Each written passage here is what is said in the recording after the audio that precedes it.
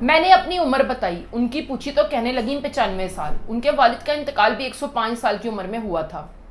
میں نے ذرا ہچکچاتے ہوئے ان سے ان کی اچھی صحت کا راز پوچھا تو کہنے لگیں کہ بس کبھی بیمار نہ پڑو۔ میں نے کہا کہ یہ تو ہمارے بس میں نہیں، تو ہنستے ہوئے کہنے لگیں کہ بس میں ہے۔ میں نے کہا کہ آپ مجھے بتائیے، میں ضرور عمل کروں گی۔ تو میرے قریب آ کر آہستہ سے کان میں کہنے لگیں کہ جب بھی کوئی چیز کھاؤ تو بسم اللہ پڑھ کے ہی منہ میں ڈالو، پھر چاہے وہ پانی کا قطرہ ہو یا پھر چنے کا دانہ۔ میں خاموش ہو گئی۔ کہنے لگیں کہ اللہ نے کوئی بھی چیز بے مقصد یا بلا وجہ نہیں بنائی، ہر چیز میں کوئی نہ کوئی حکمت پوشیدہ ہے، اس میں فائدے بھی ہیں اور نقصانات بھی۔ جب ہم بسم اللہ پڑھ کے کوئی چیز منہ میں ڈالتے ہیں تو اللہ تعالیٰ اس کے اندر سے نقصانات نکال دیتا ہے۔ کہنے لگیں کہ ہمیشہ بسم اللہ پڑھ کے کھاؤ پیو اور کھانا کھانے کے دوران بھی دل میں اپنے رب کا شکر ادا کرتے رہو، اور جب کھانا کھا لو تو اس کے بعد بھی ہاتھ اٹھا کر اپنے خالق کا شکر ادا کرو۔ میری آنکھیں تر ہو چکی تھیں۔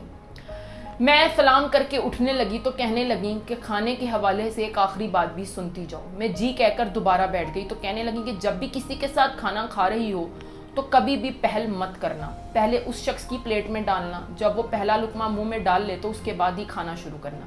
میری ہمت نہیں پڑ رہی تھی کہ ان سے اس کا بھی فائدہ پوچھوں، تو خود ہی کہنے لگیں کہ یہ تمہارے کھانے کا صدقہ ہو گیا، اور اللہ تعالیٰ بھی تم سے راضی ہو جائے گا کہ تم نے خود سے پہلے کسی دوسرے کا خیال رکھا۔ پھر کہنے لگیں کہ یاد رکھو، کھانا جسم کی اور بسم اللہ روح کی غذا ہے۔ اب خود بتاؤ کہ ایسے کھانے سے تم بیمار پڑ سکتی ہو کیا؟